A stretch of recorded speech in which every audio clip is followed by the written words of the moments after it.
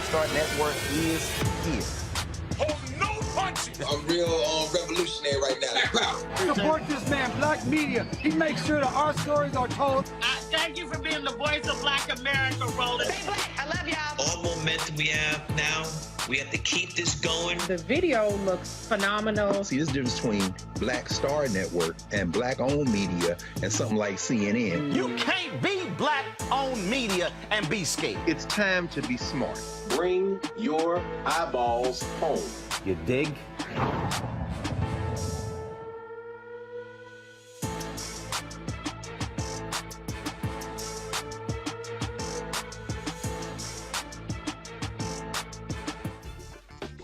What up, folks? Today is Tuesday, August 16, 2022. Coming up on Roland Martin Unfiltered, streaming live on the Black Star Network. Topeka Sam was very much involved in getting the First Step Act signed into law. But she also was working on and partnering with the Reform Alliance on reintroducing people back into society who served time in prison. We'll talk with her on today's show. Gary Chambers Jr., boy, did he get screwed with the Louisiana State Democratic Party.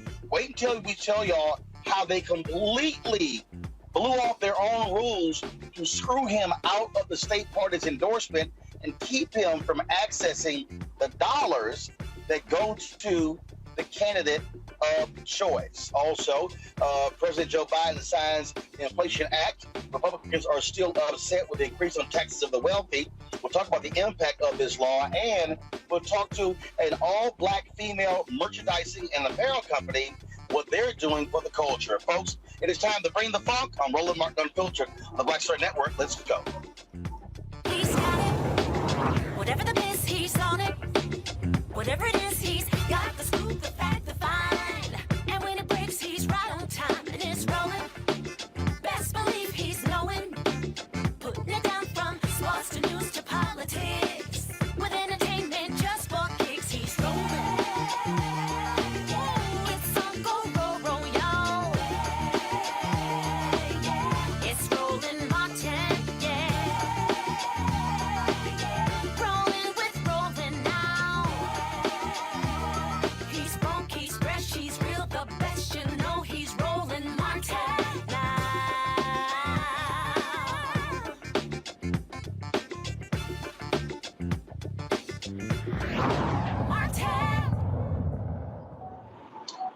Hey, folks, Roland Martin here. Yes, I'm in the car driving. I just returned from Los Angeles, where I was at the City and Taylor Golf Tournament.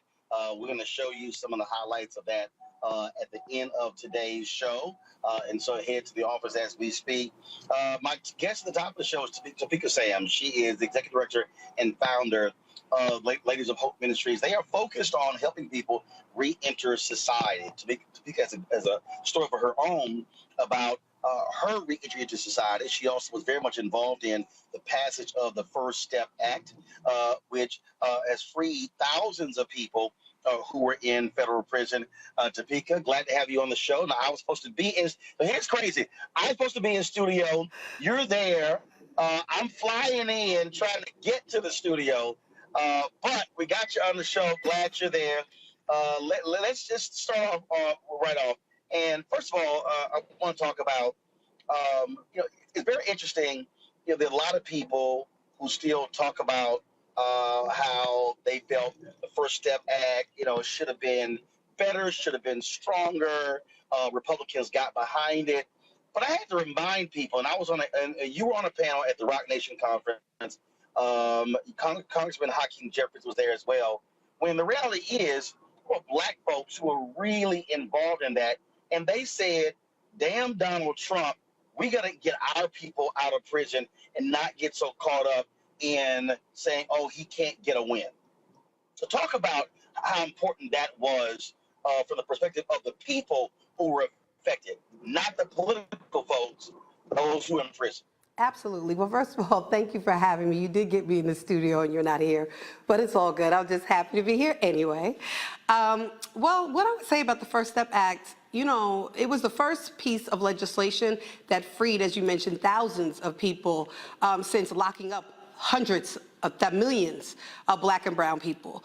And for us, it was people over politics, right? For the sisters and brothers that I communicate with every single day since my release from federal prison, when I asked them, like, what should I do? They said, you have to go in, because if you're not there, then that means we're not there. That there are other people that are there at the table that are not speaking for us, that are not bringing in our concerns, that have not lived our experience. And so for me, irrespective to the noise that was happening, it was important that I did what I would want anyone to do for me, which is go in, make the changes that are necessary to try to bring our people home. And look, I mean, there are people. Look, we all have political leanings and things along those lines. And I remember meeting with Jared Kushner myself, trying to get an understanding of what they were doing. But this was a case where I had to remind people in the House, led by Congressman Hakeem Jeffries, who pushed this thing through. You did have some Republican support, but it was also Democrats who strengthened it in the Senate. Yeah, so, I mean, it was interesting because, with Van Jones, Jessica Jackson at the time through Cut 50, when we were working on that, we had met with the Black Caucus. And it was interesting how, often we forget what led us to these issues, right? So it was both Black and brown elected officials that allowed legislation to pass to lock up millions of Black and brown people. So it would take the same people, if not others, for us to be able to be free.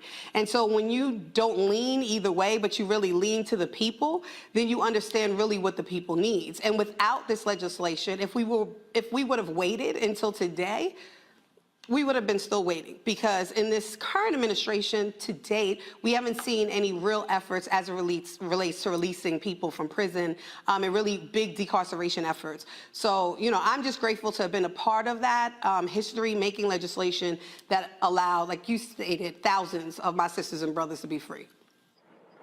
And again, one of the things that we talked about there actually was a stronger bill in the last year of Obama's presidency than the First Step Act, but you had some Democrats who said, oh, if Hillary wins, we can get a stronger bill. Well, she didn't win. That's a perfect example of you have to also sometimes take what you can get today and then come back tomorrow. So this was called the First Step Act, which implies there should be a second. Absolutely, and a third, and a fourth, and hopefully the full decarceration of people from prison and jail. So look, as you mentioned, we can't wait for another person, another administration, when there are people who will die in prison without us advocating for them and getting them out now. My people in prison, and even when I was in prison, I wouldn't have wanted to hear for advocates, people who I elect into office, to then tell me that I need to wait until another administration comes just because you don't want to either get a win for someone or wait for someone, which then speaks to really the culture. So do we truly believe that people deserve these fair chances, second chances, and deserve to be home from prison and jail, or not? And I think that's why we do the work that we do at the Ladies of Hope Ministries, because we do believe and understand the necessity for fair chance and opportunity critically around this country for our sisters and brothers coming home from prison and jail. And let's talk about that coming home from prison. People automatically assume, oh my goodness, a person is so excited and happy to be released.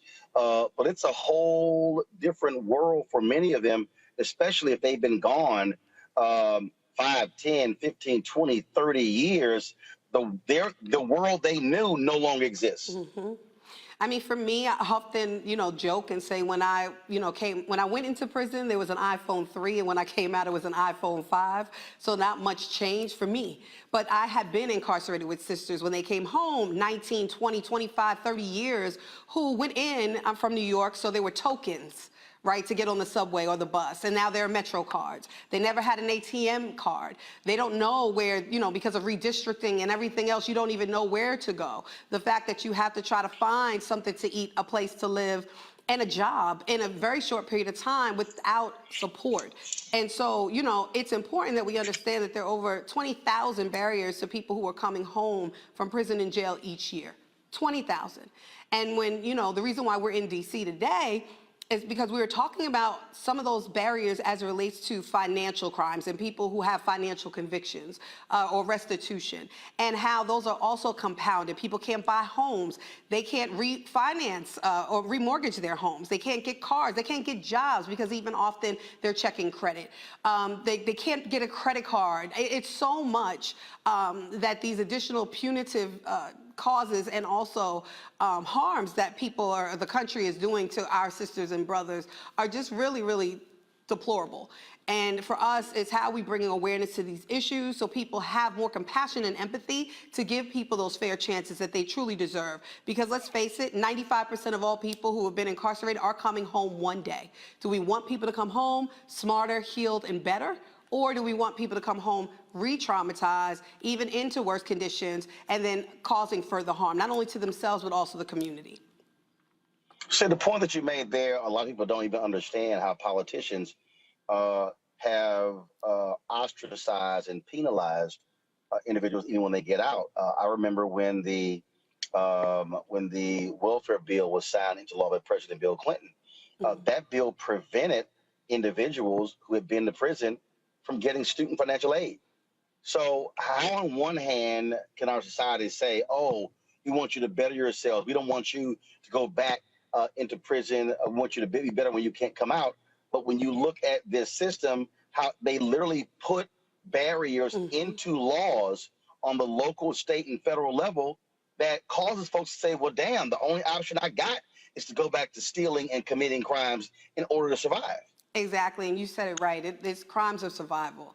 You know, if I come home after serving, even, you know, there are people who lose everything after a month in prison, right? And I come home and then I'm trying to find somewhere to live. I'm trying for women, 85% of all women who are incarcerated are mothers or dependent children. And so I have to find my children. I have to find housing. I have to find a job. And yet, or want to go back to school and I can't because there's all these educational barriers, these financial barriers, these housing barriers. Then what do you expect? Right? Anyone they do what they need to do to survive. And so, you know, prisons are big business. We know that. But we can combat that by providing those opportunities, opening up the pathways for people truly to have a chance to change their lives. And I mean, that's what platforms like this isn't critical for us to talk about these issues, because unfortunately, though incarceration disproportionately impacts people of color, we act like it doesn't impact us. And we're not really moving in the work the way that we should to help our sisters and brothers who are being released from prison and jail daily. So let's talk about what you're doing with the Reform Alliance. Explain what this initiative is. Yeah, so we launched a campaign called Remission Now in partnership with Reform Alliance, and it's to bring awareness to, on a federal level, people who have restitutions or financial debts that they have to pay after incarceration, that this is considered a lifelong sentence. For example, you have sisters who have ranging from $2 million to $550 million of restitution that, one, they never even received any of that income, but two, they'll never pay it back in their life. They spent years in prison. They come and paid restitution payments while they were inside, came home on probation or parole, still have to pay those debts, and then when they get off, up to 20 years of having to pay those debts. And that is just being overly punitive, over-incarcerating people within the community, and it's just shameful. So on a federal level, the President of the United States can use their clemency power. We hear so often about clemency and pardons, but there's something called remission that is a part of the clemency or pardon application that will allow the president to relieve that debt that a person has been sentenced to give. And so we're bringing awareness to this issue. We're having an event at the Eaton Hotel, a lunch and learn on Thursday, August 18th, from 11:30 a.m. to 2:30 p.m. and invite anyone to join us so they can learn more about these issues, learn how they can continue to work with us to advocate for these issues and begin to, you know, change what's happening again with our sisters and brothers around these types of charges. I'm going to bring my panel now. I'm Dr. Mustafa Santiago Ali, former senior advisor for the environmental justice at EPA, Teresa Lundy, principal founder of TML Communications out of Philadelphia, Demario Sullivan Simmons, civil rights attorney, founder of Justice for Greenwood in Tulsa, Oklahoma. Mustafa, you're first. All right. Well, sister, thank you so much for all the work that you're doing I mean, I know we've got about 2 million folks in our country who are incarcerated in, state prisons, federal prisons, and other incarceration. And I'm just curious, when we have that big of a set of problems, what are the additional resources that we need to get to organizations like yours and others to be able to make sure the right legislation is in place? Absolutely. So thank you for that question. Well, two things. There is the over 2 million people who are presently incarcerated within, to your point, local, state, and federal prisons and jails in this country. But there are also over 4 million people that are incarcerated within our community under community supervision. And what we need as organizations, we need access to resources. We need access to buildings, developments, housing. We need access to these state and federal and local grants. So therefore, we can make sure that we're giving those resources directly to our folks. I mean, let's face it, often community-based organizations like mine that are ran by previously incarcerated people of color and women, we're the least looked at as it relates to funding and opportunity. And so we have to diversify our funding when in fact it's those state, local, and federal grants that really sustain the work that we're doing so that we can be larger organizations like we see out there. And so I would say that's what we need so we can continue to hire people from our community. We can continue to pour those resources and opportunity into our people so that we can have better, safer, and healthier communities for Black and brown folks in this country. Teresa. Yes, Tamika, thank you so much for this vision. I'm here in Philadelphia, but I work with Pennsylvania legislators and community organizations, and I probably have about 6 organizations you need to tap in with. But I know one of the questions they may ask you is how can they be a part of your coalition? And where do they go to sign up to make sure that you also have a stake in Pennsylvania? Absolutely. So they can text the number 41444 and text the word THELOHM 2022. And then get connected to our work, to our movement, to what we say is our epic vision of ending poverty and incarceration of women and girls globally, to our website, thelohm.org, any social media platform at the LOHM. And again, join us on Thursday at the event here in DC to learn more and connect to us. I do have one other question, and that is the First Step Act dealt with the federal level. Have others seen movement improvement on the state level? Because typically what you often hear is that when things happen on the federal level, that impacts what happens on the state. So are we seeing states try to reduce prison populations? We have seen it very far and few in between, but even as we see these efforts happening around the country, we're also seeing the number of women who are in prison increasing, right? Like we know it's an 800% increase of the incarceration rate of women over the last 20 years. And so while even— Why? I argue to say, once Black men were taken off the street, then they started kidnapping Black women. That's just what it is. And often when you leave, a person single with children with no resources, men are in prisons and jails, then often, there comes substance misuse, mental health issues, sexual trauma and violence, early childhood trauma, all of these other issues that we don't talk about in our communities, but they are driving forces of what's happening to women in prison. Outside of misogyny and patriarchy and all the racism and all the things that we understand that are part of the why. But for us, it's important that we take that, we understand what's necessary to change that, which is what we're doing, and other organizations around the country are. I mean, we decided that because we didn't see a lot of organizations that were doing our work or our housing model. We have a house in the Bronx, one in New Orleans, Louisiana, one in Trinidad and Tobago, just closed on a house in Prince George's County, Maryland. And because we couldn't get with developers or real estate agents or brokers who would rent to people who have convictions, we decided to get into that ourselves. So we're building our first 20-unit affordable housing development project in Miami, Florida, and we're scaling our work because we know exactly what we need in order to successfully succeed in the country. And you made a point, the question I think was from Mustafa when you talked about the support that you don't get. And let's just be frank, even in this space, when it comes to, I'll say, white philanthropy, that money is going to white-led organizations that are dealing in this space, as opposed to black-led or people of color-led organizations that know very well the work. And we see this in multiple spaces, even in black. Yeah, what I would say, the irony of that is that in our work, we only really get funded by two foundations or people, individuals of color.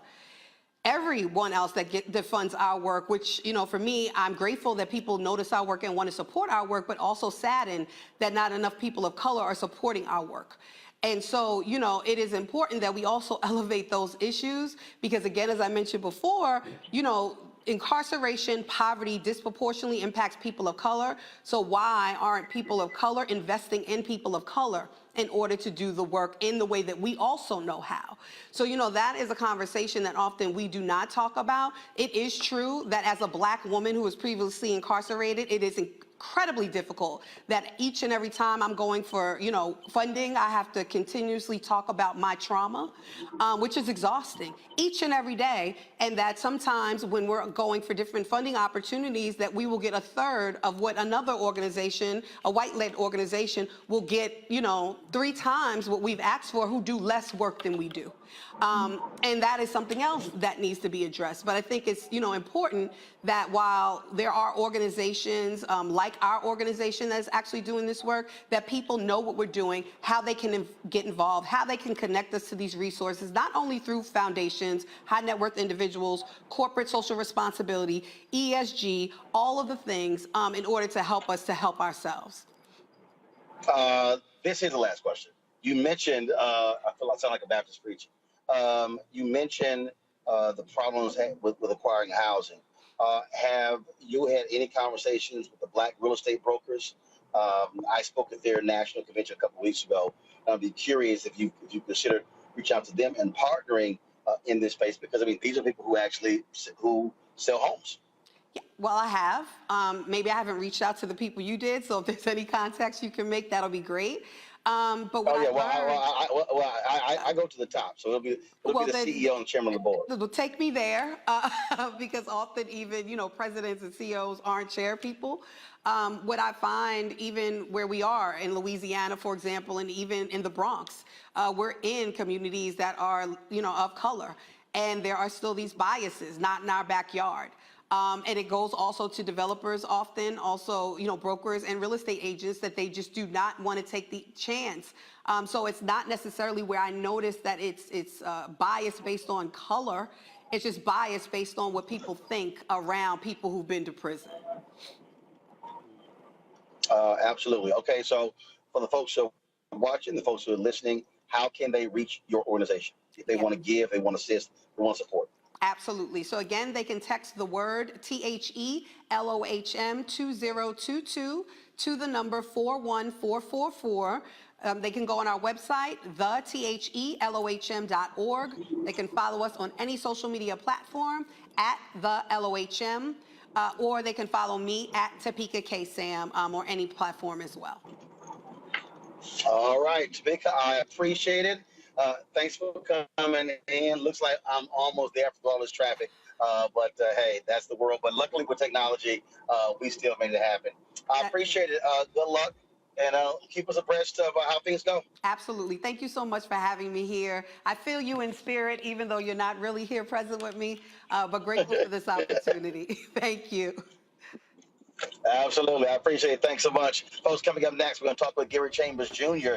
Man, did he get screwed by the Louisiana State Democratic Party when it came to getting their endorsement. Wait until you hear from him on what happened. That is next right here on Roland Martin Unfiltered on the Black Star Network. Don't forget to support us in what we do, folks. Download our Black Star Network app, Apple phone, Android phone, Apple TV, Android TV, Roku, Amazon Fire TV, Xbox One, Samsung Smart TV. You can also, of course, please join our Bring the Funk fan club.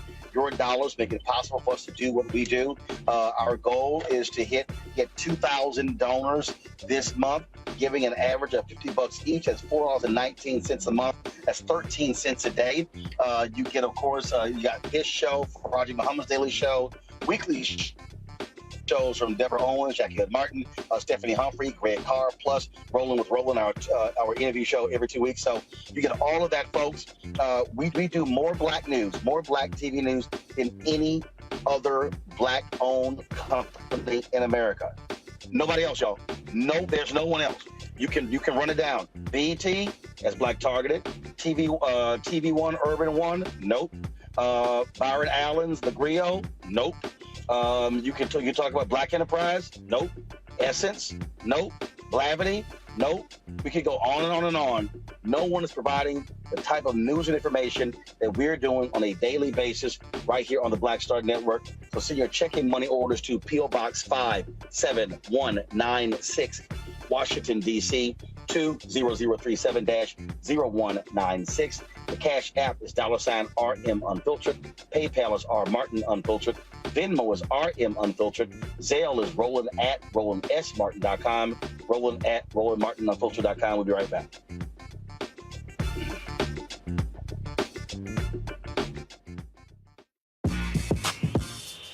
When we invest in ourselves, our glow, our vision, our vibe, we all shine. Together, we are Black beyond measure. Hatred on the streets, a horrific scene, a white nationalist rally that descended into deadly violence. White people are losing their damn minds. As an angry pro-Trump mob storms the U.S. Capitol, We're about to see the rise of what I call white minority resistance. We have seen white folks in this country who simply cannot tolerate Black folks voting. I think what we're seeing is the inevitable result of violent denial. This is part of American history. Every time that people of color have made progress, whether real or symbolic, there has been what Carol Anderson at Emory University calls white rage as a backlash. This is the rise of the Proud Boys and the Boogaloo Boys. America, there's going to be more of this. Here's all the Proud Boys, guys. This country is getting increasingly racist in its behaviors and its attitudes because of the fear of white people. The fear that they're taking our jobs, they're taking our resources, they're taking our women. This is white fear.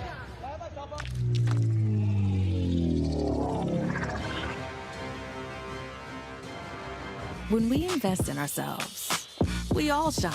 Together, we are Black beyond measure.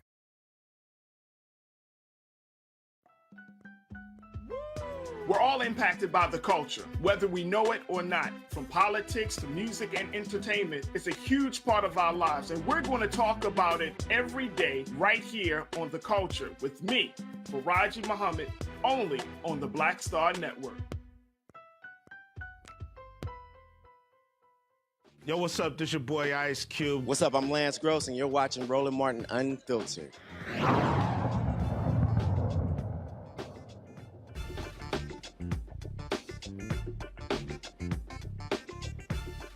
All right, folks, welcome back to Roland Martin Unfiltered. So, Gary Chambers Jr.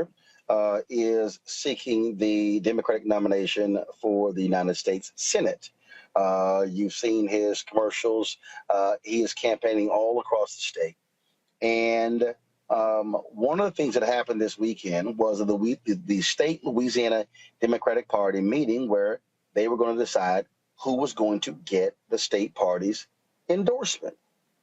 Well, there's a procedure that's followed, this process that's followed. And Gary followed that. But that's not what party leadership did. They essentially changed all of the rules to prevent Gary from being the one who is endorsed by the state party. Gary Chambers Jr. joins us right now to tell us, if you've been following social media, you'll see what happened.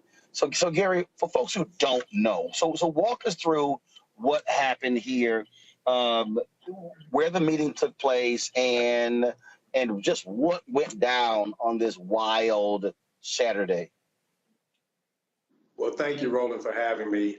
So this Saturday at the Louisiana State Capitol, the Democratic State Central Committee had their endorsement meeting, which is something that happens for every statewide elected office. We won the executive committee vote. There's a process by which the executive committee votes. We won that vote in a vote of 9-7. We then were supposed to be presented for an up or down vote on Saturday before the Democratic State Central Committee.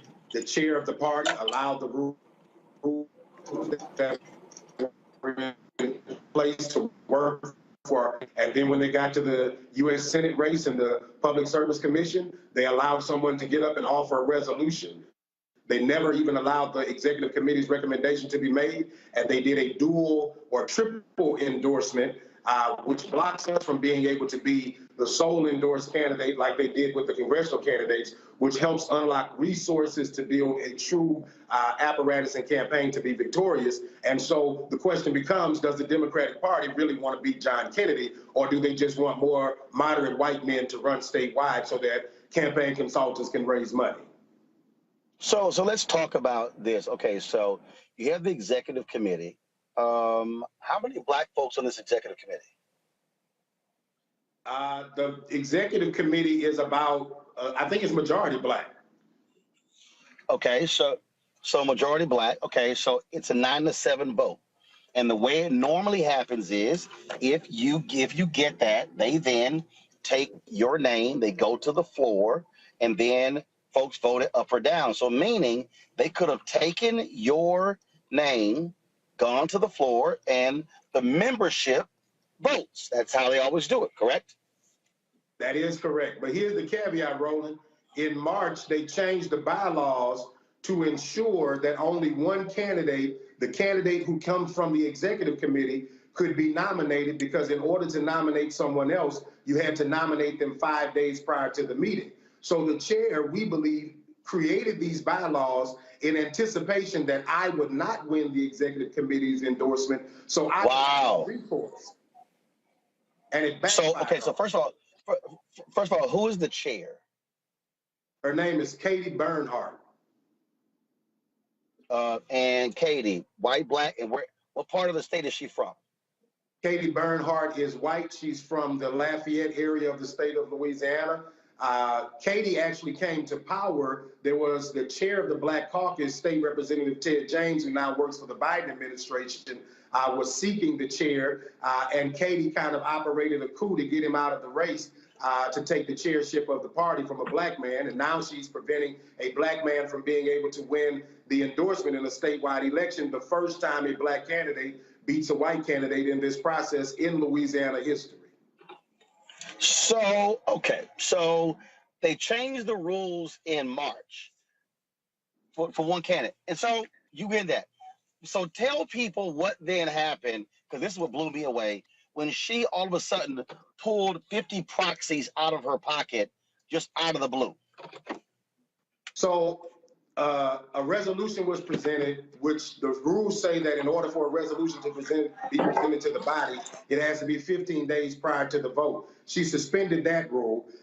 It said that you have to have the resolutions committee meet. The resolutions committee met. We won the vote 5-2, where the resolutions committee rejected the resolution. She still brought it to a vote, and then she pulled 50 proxy votes of people who were absent from the meeting that she could assign to people in the meeting who supported her view about a triple endorsement. Those people then cast those proxy votes, and there weren't even, Roland, there weren't 100 people in the room, but the vote passed the resolution 80-40. Okay, so this happened because she decides to drop these proxies, and that's what changed everything. The proxy votes changed the vote. We know that if it was a vote of the DSCC members that were in the room, that we would have won the vote. But because the chair was able to use proxy votes, she was able to assign those votes. Each DSCC member can carry 3 proxy votes, which means 3 people who didn't attend the meeting can be assigned by the chair to someone who will vote the way that the chair believes that the issue should be resolved. I'm sure that the members of the Democratic State Central Committee had no clue that the chair was using their vote to suspend the rules in order to pass an agenda to endorse someone else. Okay, so explain this to me then, okay? So when she did this, does this, how then do folks respond? Because surely if you're sitting there and you're seeing this thing play out, you're like, what the hell just happened? People were angry. People came to the microphone. People were speaking out against it. She did not let all of the members of the committee speak, which is par for the course because she also didn't let the candidates speak. There were a line of people standing there to speak against what was taking place. Attorneys were challenging her on the rules, on the fact that she had just endorsed 4 candidates by these rules and then said that she didn't agree with the way the rules were done. It was just walking hypocrisy. I felt like I was in the Republican National Convention rather than sitting in the room with Democrats who are supposed to defend the right of people to have their voice and their vote heard, but you got a chair who manipulated the entire system in her favor. So what has the Louisiana Black Caucus said? So the Black Caucus at this point has not reached out to us. We've had conversations with members of the caucus. I believe that the caucus should take a position on this. A member of the caucus is the person who brought the resolution. And so I think that members of the Black Caucus should question if a qualified Black candidate wins in the Democratic Party's endorsement process and the party sets precedent by approving 4 candidates for office through the same process in the same meeting, how then does a member of the caucus and the chair of the party strip away the sole endorsement from a Black candidate and the Black Caucus be quiet about it? And the thing here is you've abided by all the rules. You did everything the right way, and it seems they're pissed off that you actually worked the system and was going to come out ahead. Roland, for me, that's what's the most egregious about it all. We played by the rules that they set. When they bent the rules and made the rules rigged so that if we didn't win, we would have no recourse for a floor vote, and we still jumped that hurdle and won. And then to have the chair of the party, by the way, Roland, this woman told me last October that a Black man could not win in the state of Louisiana. She failed to tell me that a Black man couldn't win in the state of Louisiana because she would do everything in her power to prevent him from winning. And on that particular point there, I mean, what you're dealing with is there's this assumption that, oh, only a white conservative Democrat can win in Louisiana, but hell, you got to win the primary first. Well, here's the deal, Roland. There are 900,000 registered voters Black voters in the state of Louisiana. John Bel Edwards, the Democrat that is the governor of the state of Louisiana, would not be the governor of Louisiana were it not for Black voters. In the election where he won, 450,000 Black voters showed up to vote for him. John Kennedy, the senator I'm running against, was elected with 536,000 votes. If 450,000 Black votes showed up to elect the Democrat governor that's there, and John Kennedy won with 536,000 votes, the math is there. We can win this if we have a party and the resources to actually go out there and build infrastructure to defeat Republicans. What you see on display is why Louisiana continues to fail to Republicans, because we have quasi-Republicans leading the party. And on that particular note there, when you talk about what's happening with those Democrats and how they're supposedly leading in Louisiana, how in the hell do you think you're going to get Black people to be interested if they're trying to screw you over? Look, you've got people like James Carville out there. They've been trashing you, attacking you for this other candidate who, last I checked, didn't he just become a Democrat? Well, he didn't vote for President Obama, that's for sure. And he's not supportive of reproductive rights. He doesn't support student loan forgiveness. For God's sake, Roland, if you wanted to be a Republican, you could have just went and joined the party.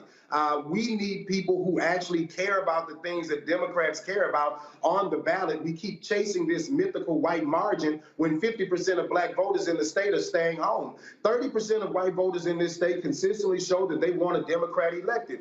50% of Black voters have stayed home in the election where we elected a Democrat statewide because we ran a moderate Democrat who does not share their values. And so I believe we could turn that base out at a higher number if we are activated behind the things that are important to the base of the party. What's the next thing for you? What are you going to do? Well, we are calling for the resignation of Katie Bernhardt after the conduct that she displayed at the meeting. I don't know if Katie understands, but I don't take kindly for people playing with me in the process. And so as long as she was playing in private, I allow the political process to play out. But she played with us in public, and so we're going to take every recourse we can to try to have her removed as the chair of the party. People are already calling for her resignation. We want people to continue to call for her resignation, and we want the leadership of this state to recognize that while you may feel like Katie did this because this is Gary Chambers and he's radical, but Katie would have done this no matter who the black candidate was if she felt like they weren't the one who should be in front of the white candidate of her choosing. Let's see here. Panelists, any questions? I'll start with you, Teresa. Yeah, thank you so much for that information. I think it has definitely opened up our eyes. It looks like Joe Manchin is everywhere at this point. So tell people how they can support you and when the deadline is for election. So people can go to, thank you so much for that. People can go to chambersforlouisiana.com to make contributions. You can also sign up to volunteer. We have in Louisiana what's called a jungle primary. And so all the candidates on the ballot are on the ballot November the 8th. If we keep John Kennedy under 50%, under 51%, we force a December runoff, and this will be the last seat in the U.S. Senate. And so we believe that we have the groundwork and the infrastructure to do it. We just need the resources. Mustafa. Yeah. Well, Gary, I've been following your campaign, and you've definitely been speaking to the people, and I think you're running an excellent campaign. So I just want to say thank you for keeping it real. How do we also make sure that Katie doesn't do these types of actions moving forward? Is there a way that we can engage to make sure there's some do right on that side of the equation? So we're going to roll out methods to communicate back to the party. We're in the process of sending a formal complaint right now. And as we go through that process, you know, I never expected to be in this position. But as we go through this process, we're going to share that more so people can help be the ground game, the legs and the feet to help us move this forward. DeMario. Hey, what's up, Brother Gary? I appreciate your commercials. I really love the one where you had you were shooting the Confederate flag or burning it up, man. Keep doing what you're doing. Again, we know that you're getting treated unfairly by the Democratic Party, but more than anything else, we need people to vote for you so you can unseat John Kennedy. So I want to go with Teresa stated. Tell us once again how we can help you tangibly right now from wherever we are. I'm in Oklahoma. How can someone like me that does not live in Louisiana, how can we help you? You can go to our website and donate. You can sign up to volunteer on our website, Chambers for Louisiana. There's a Take Action tab there. For us, we're going to organize something different and bringing people to Louisiana for days of action where you can come and get on a bus this fall and knock some doors for us to help us galvanize people around this state. And you can call all your aunties, cousins, and grandmas that are black folks in Louisiana and show them these videos, because I don't believe that the people of Louisiana will take too kindly to the treatment that Katie Bernhardt has done to a black candidate running for office. And the thing here is, again, so Gary, so explain to people again when you say jungle primary, because they hear that. So what actually happens on Election Day in November? So on Election Day in November, all of the candidates, Democrat, Republicans, Independents, whatever, are on the same ballot. You vote. John Kennedy, if no candidate gets to 51%, the top two vote getters go to a December runoff. So we don't have closed primaries in Louisiana. And so everybody runs on the same ballot. And then if no one gets to 51%, there's a runoff in December of the top two vote getters. We intend to be in that runoff. John Kennedy's polling right now at 51%. He's not a very popular senator. If we continue to galvanize and get national attention around this race and get people to pay attention, if the DNC takes the second blackest state in America seriously, we can defeat John Kennedy. And that particular point right there is one that I have talked about beforehand, and that is, look, you have a significant number of black folks in Louisiana. That was a federal court that ruled that Louisiana should have a second black congressional district. The Supreme Court put a hold on that. And so the reality is, if the resources are poured into Louisiana, again, you could potentially have Louisiana do what Georgia did, and that is if you were able to register a lot of these unregistered black folks and turn folks out in numbers. Unfortunately, when you talk about black turnout, I think you had put it out beforehand, the low numbers of black turnout in the 3 largest cities in the state. When John Kennedy ran, black voters turned out around 28% in the state of Louisiana. When the Democrat that is elected statewide ran, 50% of black voters turned out in the state. If we turn out black voters at 60, 65%, we will do something in Louisiana that's not done in any other state and elect black candidates up and down the ballot statewide.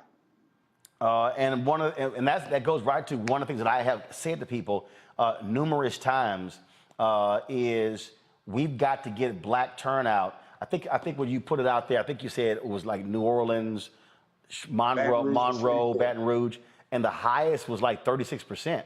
You know, if 32. So we get black turnout at 50, 60, 65, 70, 75, those margins can determine the election.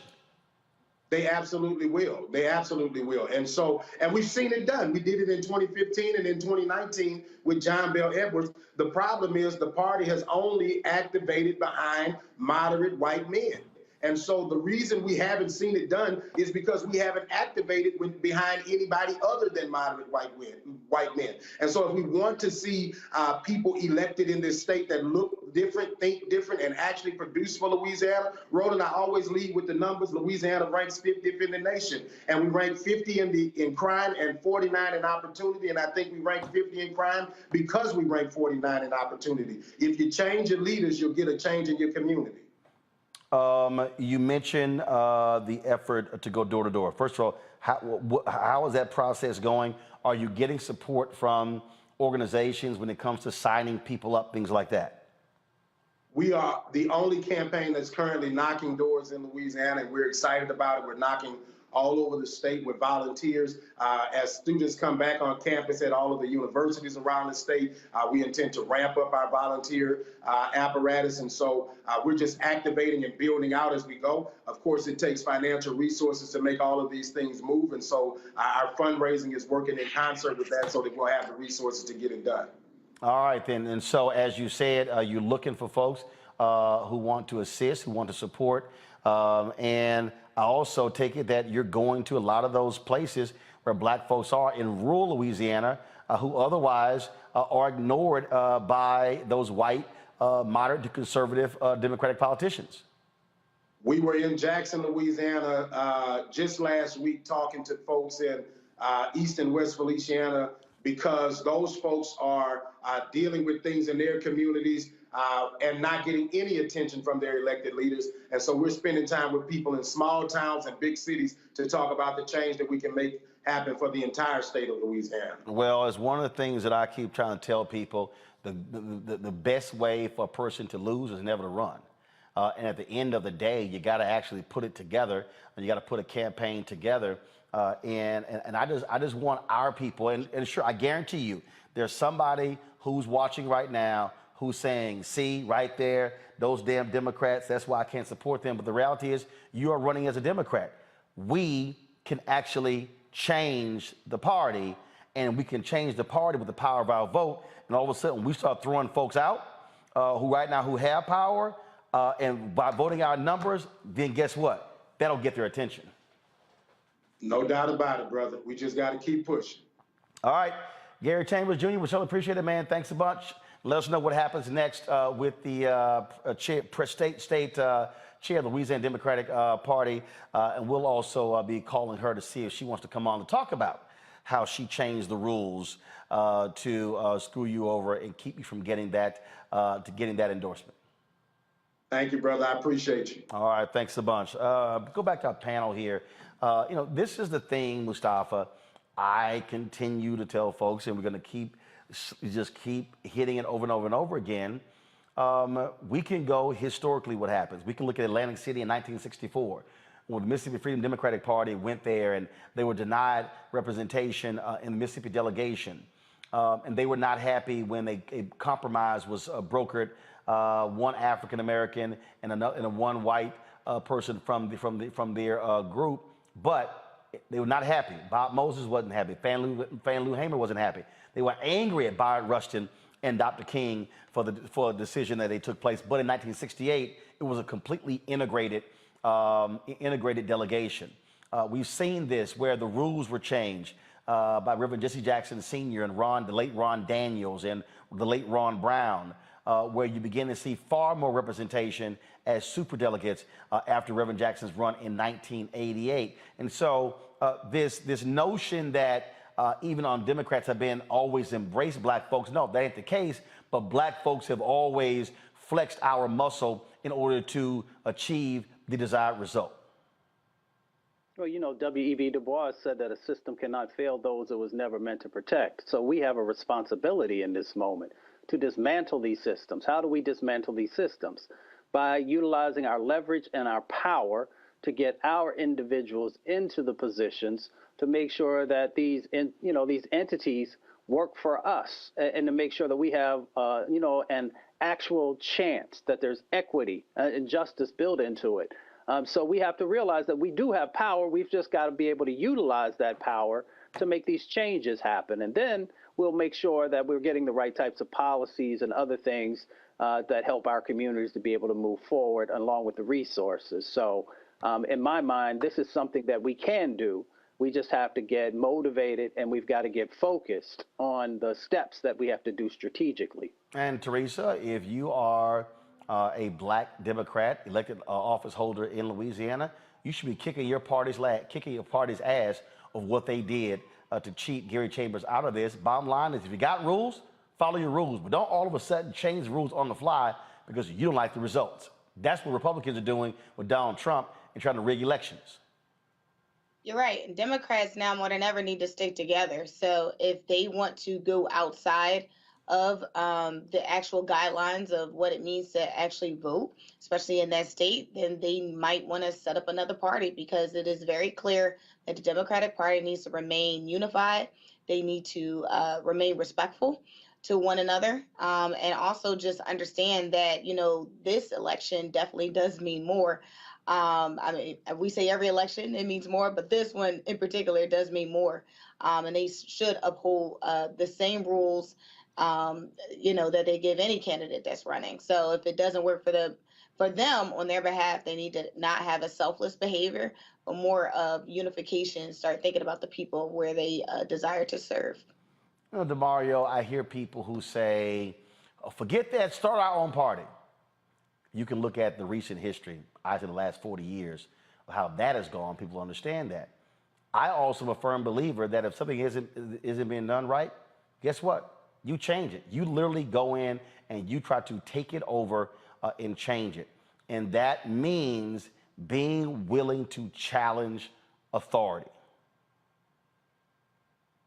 Yeah, and that's what Gary's doing down there in Louisiana. And it's unfortunate that he has to stay focused on a race and not get too veered off on this discrimination that he's received. I mean, that was really race-based discrimination. They tried to be real slick because they actually nominated another black candidate. What's the value of endorsing 3 people?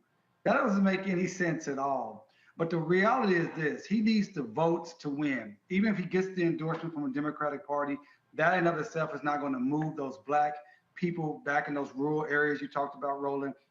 It is about getting on the ground and putting resources. So I think we need to be calling upon Jamie Harrison and the Democratic National Party to be putting in resources to help Gary get people out to vote so they can beat John Kennedy. When you're talking about the less than 25% of black eligible voters voted in the last Senate race with John Kennedy, man, that's a big opportunity. So while we're upset that Gary got discriminated against because of an endorsement, what's more important is getting people out to vote. So our people that's listening now, we need to donate to Gary. If you can get to Louisiana to walk and knock on doors, do that, and call the National Democratic Party to put in resources to elect Gary Chambers, not because he's a Democrat, but because he's someone that believes in truth, justice, and equity for our community.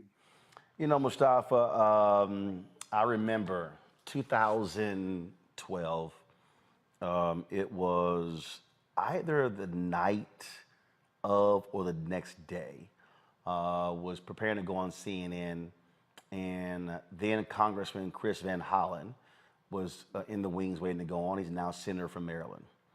And he said, I said, why are y'all not putting millions of dollars into Georgia to make it purple and allow you to contend? He said, not gonna happen, Georgia's red. I'm like, have you actually seen the numbers? Have you bothered to look at the numbers? At the time, there were 800,000 unregistered African Americans in Georgia. 800,000. And so what Stacey Abrams and Raphael Warnock and others did in say UFO with the New Georgia Voter Project, what they did was they did the work. And so part of the problem has been, and Gary alluded to this, this is part of the problem if you're the Democratic Party. Louisiana's red, we can't win. Well, you're guaranteed to lose if you never compete. So you absolutely will lose. And so this is also where, when we're talking to Topeka about independent black dollars, where we need black institutions that are saying, you know what, we're not gonna wait on a party to actually activate our base. What we're gonna do is we're gonna put the resources there. What Black Voters Matter is doing, that's what they're doing, going all around the South, saying we're gonna go to those places that people ignore, because if we're able to talk to those people and activate them, we can change policy by changing the policymakers. Without a doubt, we know that, continually our communities have been undervalued and marginalized, especially when it comes to folks making significant investments, making sure that we have the dollars to be able to make the moves that we know how to do. It's interesting, whether we're looking at Marcus Garvey or Malcolm X, in many instances, they shared with us about the power that exists inside of our own communities, about the power that exists inside of our own black dollars. And that if we focus them, there are amazing things we can do. All you got to do is look north from Georgia and look up to North Carolina when folks told Reverend Barber and the Moral Monday movement all the things that they wouldn't be able to do. And they said, okay, we'll show you. And they actually were able to move North Carolina and to make real changes happen there. So the examples are out there. The green prints, the blueprints are out there for folks about how when you support our communities, when you support our institutions, and when we support our own, that we can make real change happen. But the issue here is simple, Teresa. You gotta do the work.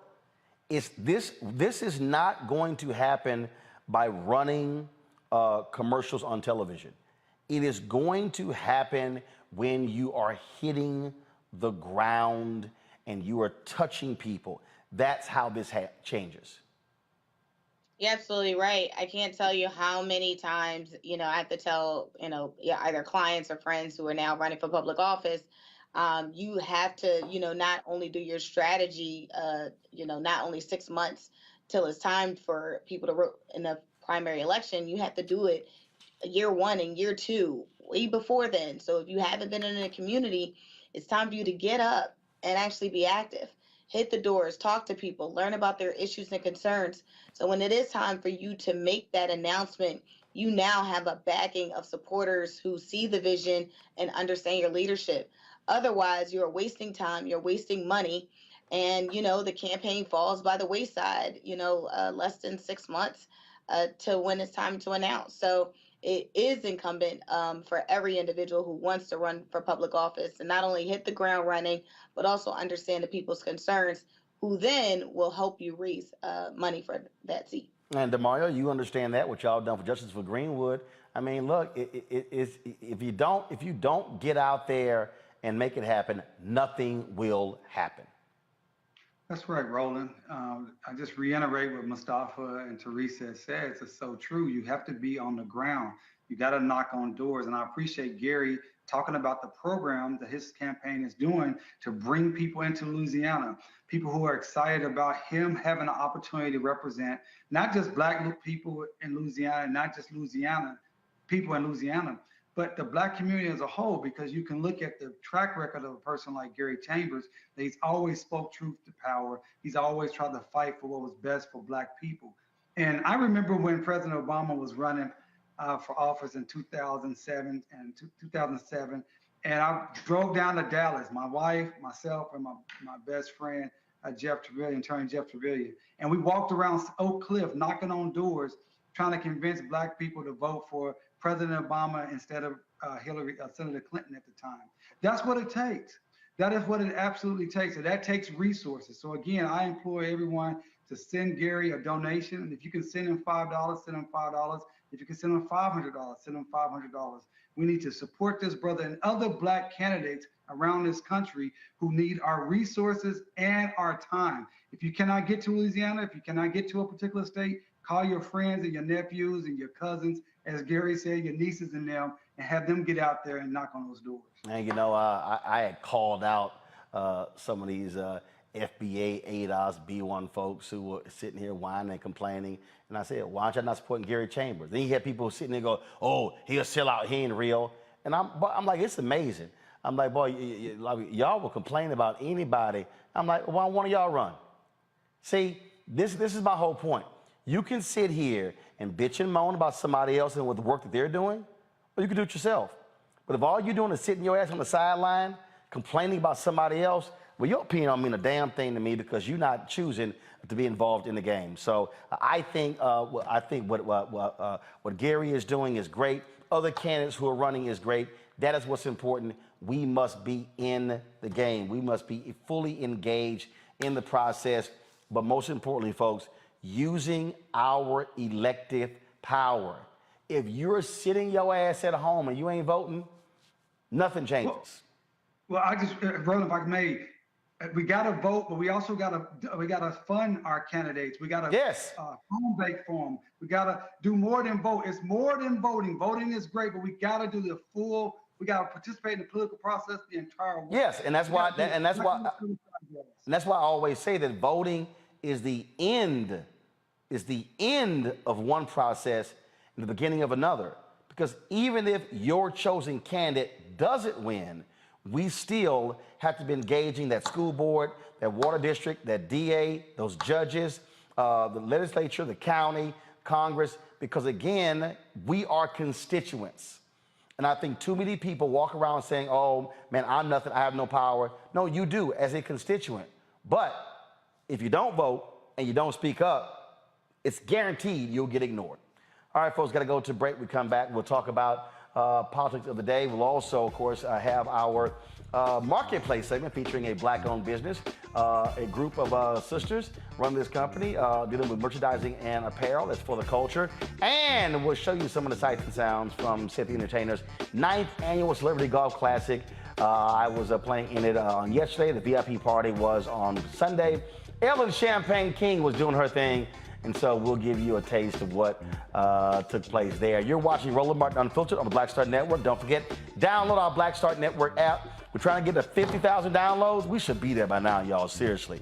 Apple phone, Android phone, Apple TV, Android TV, Roku, Amazon Fire TV, Xbox One, Samsung Smart TV. And of course, you can support our Bring the Funk fan club. Your dollars make it possible for us to do what we do, to cover the news that matters to you. And so the way to do that, folks, is contributing to our fan club. Check your money orders. Go to P.O. Box 57196, Washington, D.C., 20037-0196. Cash App is $RM Unfiltered. PayPal is R Martin Unfiltered. Venmo is RM Unfiltered. Zelle is Roland@RolandSMartin.com. Roland@RolandMartinUnfiltered.com. Sean Nash, thank you very much for your donation. I certainly appreciate that. I'm looking on here for others who have given during the show. And so I'm scrolling. I know there's a couple other names because I missed those. So I'm just going to do this here real quick. Cash App. So let's see here. Y'all keep the music going. It's all good. Thank you very much. Keep the music going. Kia Richardson, thanks a lot. Stephanie Smith, Madison Gunter, Stanley, Timothy Poole, thanks a lot. Joy Jenkins, I appreciate it. Vernon Murphy, Rochelle Folquet, Jennifer, let's see here, Shafar Flowers, Colette, Stacy Johnson, Veronica Ramirez, Cherry Jackson, Gwen Lawson, Yergin, Robert, Raymond Harrison, Han Solo, Daniel, Devon Julian, Drew Knight, Brian Reed, Cynthia Hollinger, Katura Jones, Crystal Handy, Alva, Jay Martin, Cassimi Cole, Sharon Gordon, Jeffrey, Grande Wright, Maria Rivera, Rosalind Fontaine, Demita Hankerson, Stephanie Booth, Brian Alex, Carol Lynn Snowden, let's see here, Sherelle White, Kalia Walker, Theodis Rice, Courtney Hart, Richard Jackson, Gwendolyn Cannon, Demetrius, Harriet Jones, Tommy Williams, Keenan, Maurice Williams, Samoto, Dabney, Fayetta Sawyers, Benny Burrison, Sammy Sawyers Jr., Jawan Yvette, Scotty Cole, Angie, a.k.a. Mocha Mima, Christian, Matthew Price, and I think one just came in, Briante Brewer. I appreciate it, folks. Thanks a bunch. I'll be right back. When we invest in ourselves, we're investing in what's next for all of us. Growing, creating, making moves that move us all forward. Together, we are Black beyond measure. On a Next to Balanced Life with me, Dr. Jackie. Summer is flying by and back to school is just around the corner and fall is here. That's right, a new season is upon us. On our next show, we talk about jumping into action and putting procrastination in the rearview mirror. That's on a Next, A Balanced Life with Dr. Jackie here on Black Star Network.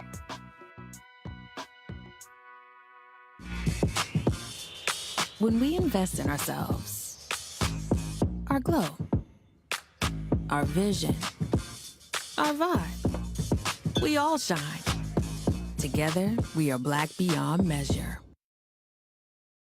Next, on the Black Table, with me, Greg Carr, a conversation with Professor Toyin Falola, a man described by many as an African intellectual legend. He is without a doubt the most important and prolific writer, thinker, teacher, and servant of African studies in the modern world. And then today, we have George Floyd, the Black Lives Matters, and the re-emergence of radical Black thought. We're honored to welcome him to a very special, can't miss episode of The Black Table, only on the Black Star Network. I'm Deion Cole, and you're watching Roland Martin Unfiltered. Stay woke.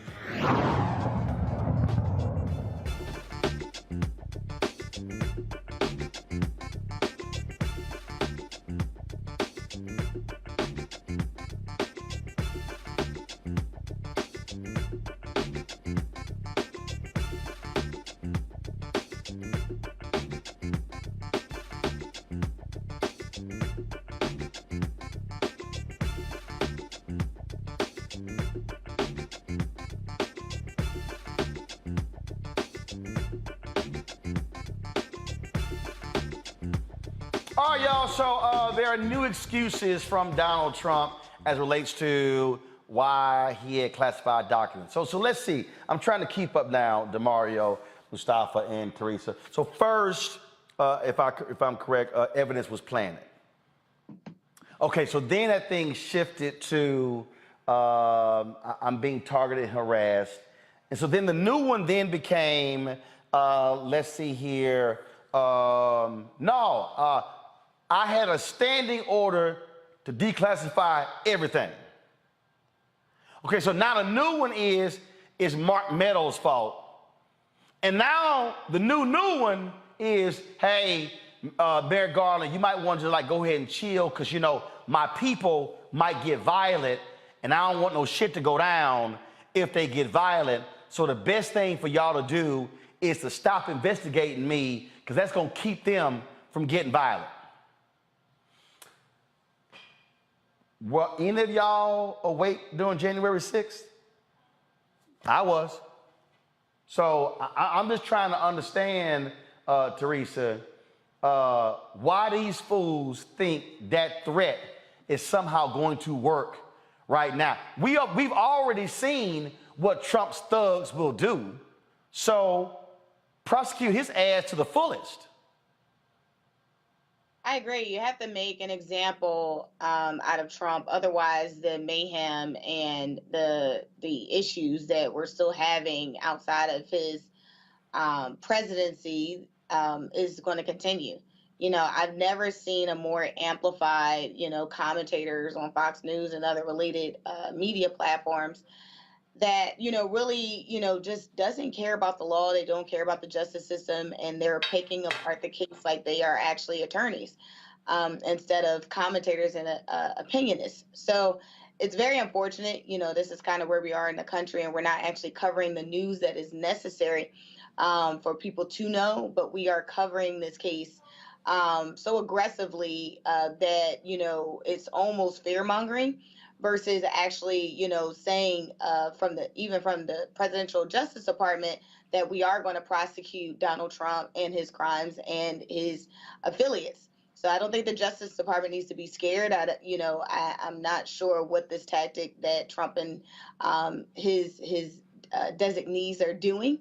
But they absolutely need to prosecute. If it's not on the federal level, then they absolutely need to do it in New York, and they need to do it fast before this becomes a virus that we cannot cure. Well, but here's the deal, though, DeMario. There ain't no bottom. See, here's part of the problem. All of these people have been trying to use common sense to deal with Trump and his people. There is no common sense. There is no bottom. There is no such thing as him going, you know what? I think we've gone too far. It doesn't exist. So as long as if you let a criminal continue to rob you and they suffer no repercussions, they gonna keep robbing you. That ain't changing. That's just fact. And people need to come to grips with this reality on what needs to happen when you're dealing with this thug, Donald Trump. 100% facts. And Roland, you know, for the last year, I've said it almost every Tuesday that they need to arrest this guy. And as Teresa said, his designees and affiliates. Listen, this is reality. Any of us, I'm a lawyer, everyone knows on this platform. I've never seen people with this guilty get these many chances. He's still getting kid gloves. If this was any other individual that did the things that he's done, had the things in his home that he had, they would have been arrested, period. And so this is another example. Is this a nation of laws, or is it only a nation of laws when it comes to Black and poor people? Now, Brian Stevenson, my mentor, always says, it's much better in this country to be rich and guilty than poor and innocent. This is a great example. Because Donald Trump is a powerful white man, he gets to continue to flaunt the laws that anybody else would be imprisoned by. It's ridiculous. I want to see the Justice Department continue to be aggressive and continue to make arrests and do what they need to do. To, like Teresa said, I couldn't agree more. Contain this virus, or it's going to get out of hand, and we're going to be looking around saying, look, wow, if they only would have.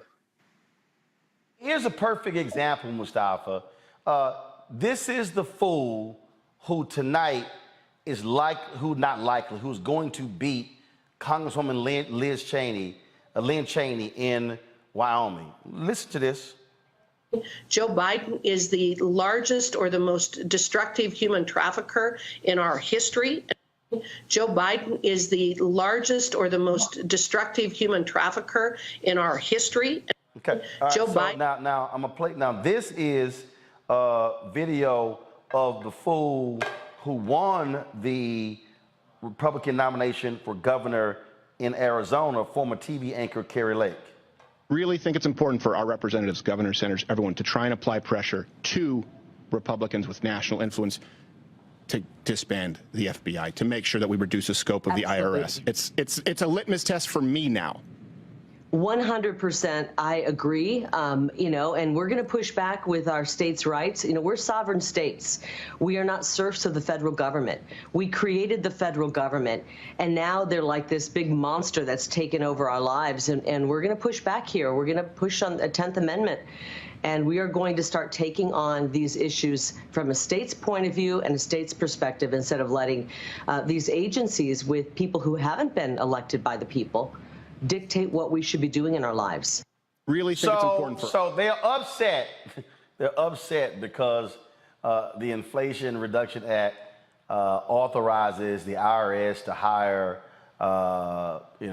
thousands of more people. That's because literally the Republicans have been defunding the IRS because they don't like them catching tax cheats who are rich. In fact, they have been, I remember Eric Erickson, conservative out of Georgia, he put this thing out that, the IRS, they're going to be hiring all of these IRS agents to go after black and brown people. And I'm going, no, fool, they're going after rich white people. And in fact, Mustafa, the Janet Yellen, the Treasury Secretary, has made it clear and has said, given a directive to the IRS, they are not going to be investigating and auditing people who make less than $400,000. They're using this new money to go after the millionaires and the billionaires who've been cheating this system. But these are, so I'm trying to get people to understand, people have got to stop saying Trump, Trump, Trump. No, this is the entire Republican Party, local, state, national. They're all crazy. Right. Trump ran his presidency as a dictatorship. We all know that. But what he also did was, for all these folks who've been holding these types of views, maybe their whole lives, to now be able to bring those forward. And it's a very dangerous situation. People always talk about the dangers to democracy. Yes, that's important. But it's also dangerous to everyday folks out there across the country, because these folks want to destabilize and create chaos so that they can hold on to power, and so that they can seem like once they've created this chaotic situation, that they can then swoop in and try and give some normalcy and try and settle things down. When you have individuals, not just, former or Donald Trump, but also these other individuals who are running for office, they're doing such a disservice because they continue to fan these flames. And as we've talked about on this show for a long time now, we see how it's starting to play out. We see all these militias. We see these nationalists. We see all the increases that are happening, around causing additional violence inside of communities. And now even the FBI is now having to deal with, the violence that's being directed toward them. All of it goes back to the rhetoric that these folks have been, just infusing into the country. And they're creating a situation that will be hard for people to come back from if we don't vote in this midterm and in the general election and begin to get things back on the right track and to begin to get some decency and humanity back into our everyday lives. And I really do, and people keep hearing me talk about this here, DeMario, they really don't understand.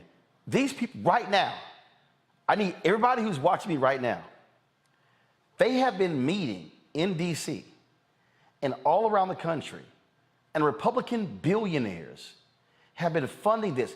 They, right now, with the Heritage Foundation, with all of these groups, they are putting together a master plan to come in and fire thousands of government workers. They are building a database of crazy followers of theirs who, if Trump wins, and here's the other deal, if it's not Trump and it's DeSantis, they're still going to do it. They want to come in and wipe out everybody at the EPA, at the Department of Education, at DOJ, at the Pentagon.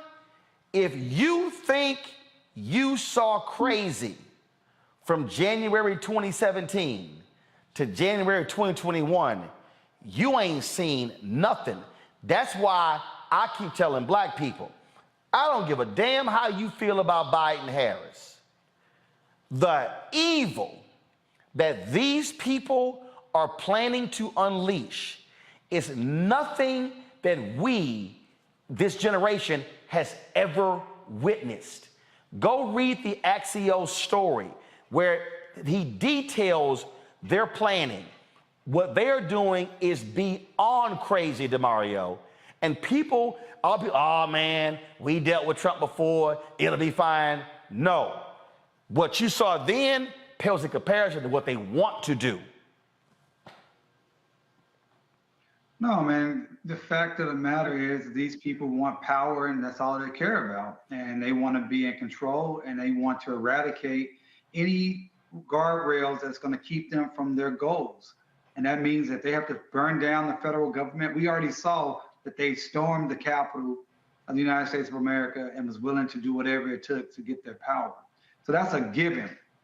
We need more white people saying these things to their brethren and their sisters and being very clear about the true and present danger of these white Republicans that they present to the entire country. Also, Roland, I wanted to just go back. You brought up Eric Erickson about the IRS is going to come after black people, as if Eric Erickson gives a damn about black people. You know, they do not want the IRS agents there because they know that most likely they're going to go after people with wealth and rich folks. Now, I don't want to deal with the IRS like the next person, but all of our government has been underfunded. Right here in Oklahoma right now today, we have so many openings across government and across the federal government. One of the issues we're having here is our judiciary system is moving at a glacial pace because we're down judges because we don't have enough judges being appointed. But guess what? We want those judges appointed by Biden-Harris administration and not the Trump administration. So you used another word, Roland, when you talked about the evil that these Republicans, these MAGA folks want to unleash. And when I say MAGA, all the Republican Party want to unleash upon this country. We have to be very clear. Yes, there are less of two evils in this when you're voting Democrat versus Republican as a black person. But lesser of two evils means it's less evil. So let's have common sense.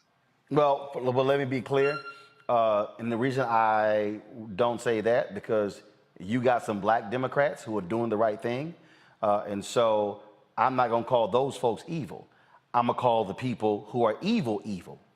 And when I say the entire Republican apparatus, I'm talking about the moment these people have fully accepted Trump, when you have folk like Senator Tim Scott, they will not condemn them. When you have folk like Congressman Byron Donald out of Florida, who's black, and Burgess Owens, Congressman out of Utah, who's black, and they are perfectly fine with this level of crazy, what I am saying, that does not bode well for us, because what they are planning to, the only way to stop them is to defeat them. And that's the critical piece here, Teresa. Teresa, you're there in Pennsylvania. You've got a MAGA nutcase who is the Republican nominee for governor. This man has already said, if I become governor, I am invalidating all registered voters, and all y'all gonna have to register again. Doug Mastriano, he has said that. You got Oz buying into Trump stuff as well. These people have fully accepted the crazy, and if I'm faced with that level of evil, the only way to stop them is electing Democrats. But, and I've said this as well, you also have got to let folks know who are Democrat. You get my vote, but here's what I expect in return, and I will be showing up the day after you get sworn in to make sure it happens. That's why I keep saying end of one process, the beginning of another. Teresa, go ahead. You're absolutely right. You know, from Mastriano and Dr. Oz, you know, Pennsylvania has been looking like a celebrity overhaul.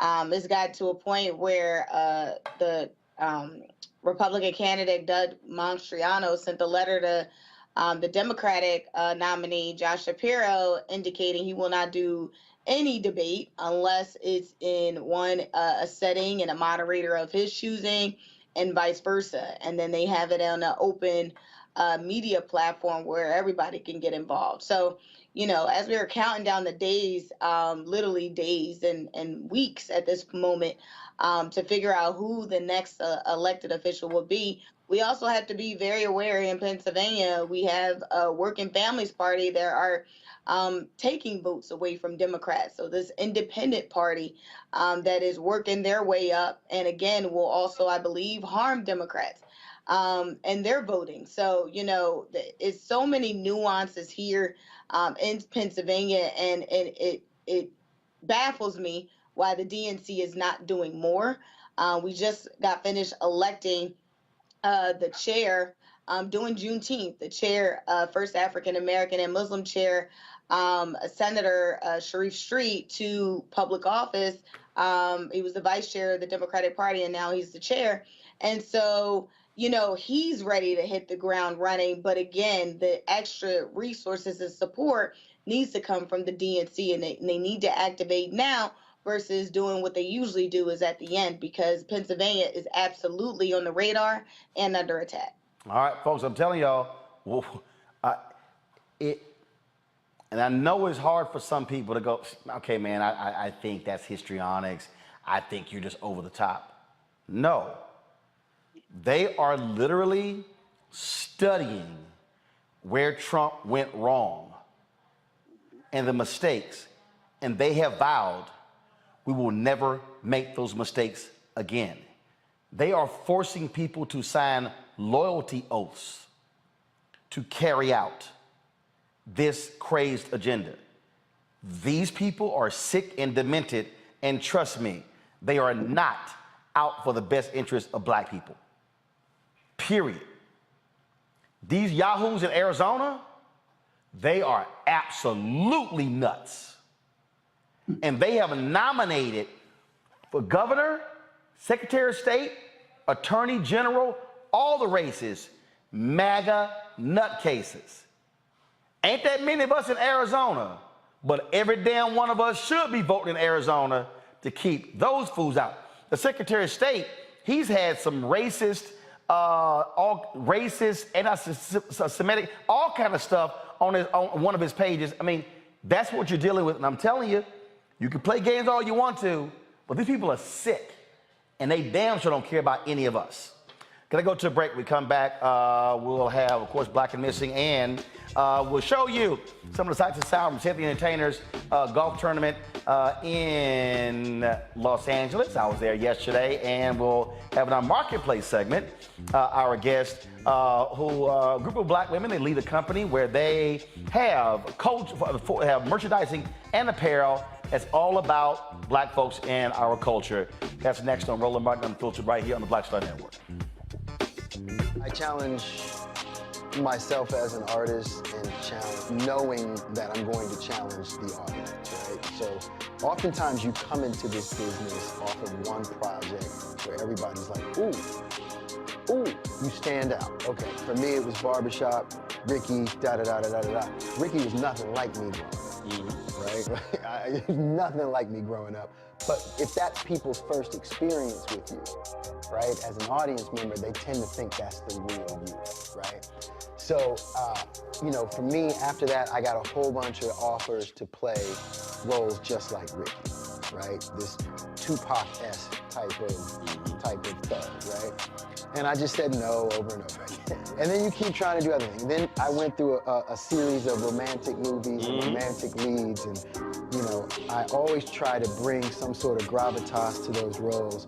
And then it was like, okay, well, but before I get into all of that, let me hit y'all with, you know, For Color Girls, and, you know, step outside of the realm of, you know, what you expect of me to do as an audience member in terms of being this romantic lead and everything. Because I didn't get into this business to be the romantic lead, you know, that dude. Like, I didn't get into this business. You can get locked in. You can totally get locked in.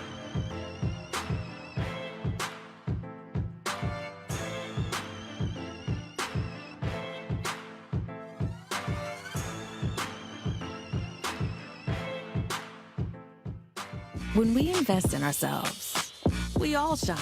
Together, we are black beyond measure. On the next Get Wealthy with me, Deborah Owens, America's Wealth Coach, you see the headlines. All frightening, right? Interest rates are going up. The recession is on the way. The stock market is up and down. But you know what they say, scared money don't make money. That's why I'm excited on our next Get Wealthy to have a conversation with someone who has written a new book, Fearless Finances, and she's going to share exactly what you need to do to secure your bag regardless of the ups and downs of the economy or the stock market. Oftentimes you can start with as little as $5. That's right here, only on Get Wealthy on Black Star Network.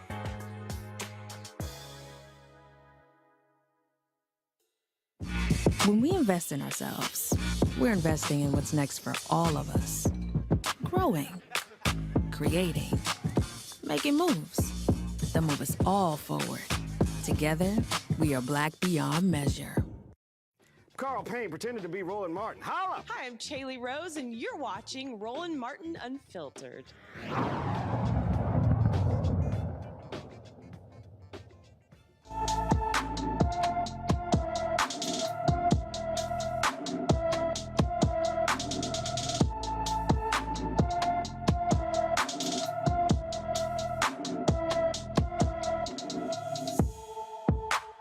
"72-year-old Eddie Joe Taylor has been missing since August 4th. Eddie is 5 feet, 5 inches tall, weighs 155 pounds, with gray hair and brown eyes. He was last seen driving a dark gray 2013 Hyundai Elantra GT in San Diego, California. Eddie may be in a state of confusion and may have taken a wrong turn while attempting to drive back to his residence. Anyone with information about Eddie Joe Taylor should call the San Diego, California Sheriff's Office at 858-565-5200, 858-565-5200.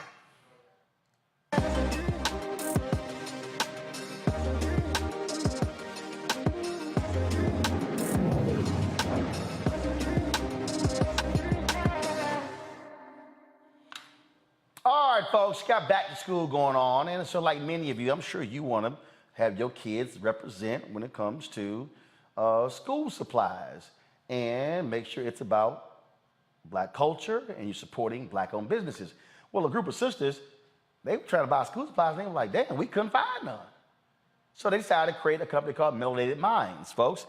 They join us right now. These supplies include backpacks, books, notebooks, flashcards that positively reflect our culture and Melanin Magic. Joining us right now is the co-founder, Tangela Steele from Port St. Lucie, Florida. Glad to have you on the show. How you doing? I'm fine. Thank you for having us. All right, so y'all was sitting here looking for some school supplies, and y'all like, man, we don't see nothing Black.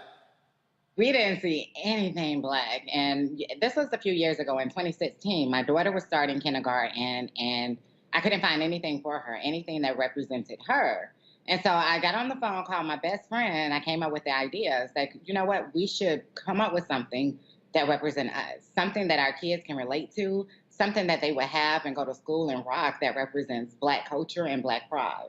And we sat on the idea for a few years, but in 2019, we decided to jump all the way in and get going. And it has been an experience, I must say. It's great to see now that there is something out there that represents our kids, something that they can relate to. And it's even better now that I have another daughter who is in first grade now, but here she is rocking the backpack, and she can say, my mom made this, and this little girl looks like me, and I'm rocking it because I'm representing the culture. Wow. So you started in 2016, and so here are, this is like one of the backpacks right here, and so this is pretty cool. It says, I want to be, I'm gonna go to camera 7 right here, y'all, so come to camera 7.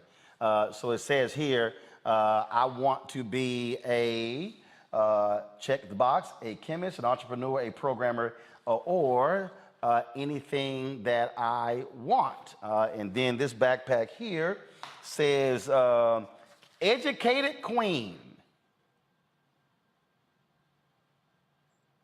So how many different of these types of backpacks do y'all have? So we have a few. Those are two of our products. We also have an educated king and an educated queen. We have cultural backpacks. We have pretty much sold out of most of our cultural bags for this season. We do have some more of our Haitian bags left, and there are a few Jamaican and African-American bags on Amazon. We also have our I Can Be Bag is what you showed, and we have our superhero, our male superhero, which has the African knot to represent education and strength and intelligence as well. All right, that's pretty cool. And again, these are the melanated alphabet flashcards right here. Come on, 7. Give me 7. Of course, got Zora Neale Hurston right here. Just go to shot right there. That's pretty cool. Then we have, let's see here. Again, melanated numbers flashcards here. 20 peanuts. George Washington Carver discovered more than 300 uses for the peanuts. And some of the flashcards here. And these, like some of the binders here. First, they still use binders? Those are notebooks. They still use notebooks? They still use notebooks, yeah. Damn, I thought everything is technology now. Young, Gifted, and Black. And then same thing, I want to be a chemist, entrepreneur, programmer, anything that I want. And so how many different products do y'all have? So you have notebooks, flashcards, you got, let's see here. This is a Melanated Conversations Family Edition, Conversation Starters. So how many different products do y'all have? Oh, that's a great question. So we have about 8 to 10 different lines for our backpack. We have the ABC cards, the number flashcards, notebooks, conversation starters. We also have our social action box. This is something that we started during George Floyd, when George Floyd was murdered, and we were having those conversations with our kids, explaining to them what happened. And we came up with the idea of creating the social action box because we wanted them to understand what it is that we're going through and what's happening and the need to continue our fight for equality for all. All right, cool. Got questions from my panel. Let's see here. See, who got kids? Demario, you got kids? I don't have kids. You don't? I don't. Well, you're a big-ass kid, so you go first. Oh, my God. I first of all, good to see you tonight. My question is, I want to know what type of pushback you've received, if any, from like school systems, because I represented a kid a couple years ago who wore a shirt that said Black King here in Oklahoma, in Edmond. And he got in trouble at the school. They tried to suspend him. They made a big deal about it. And there was another case in Ardmore, Oklahoma, where they said the kids they had a Black Lives Matter shirt on, and they said they were being discriminatory towards the white kids. So I want to know, have you experienced or heard any of that type of reaction from your products? And if so, what are you doing about it? That's interesting. I have not heard any of our clients or any of our buyers, our kids going through that. I will say the pushback that we have received is on our advertisement. Whenever we do online ads, we have received comments that say we're being racist. What about the whites? You can't leave us out. We're discriminating. Those are the pushbacks that we have received. Fortunately, it hasn't touched any of our babies. They haven't experienced that part of it. All right. Teresa. Well, thank you so much. As you've been talking, I was literally searching the website and sending group text messages out because I don't have kids, but I know a lot of folks with kids that are Black and brown. So my question to you is your product line only in English, or do you have a Spanish version coming out soon?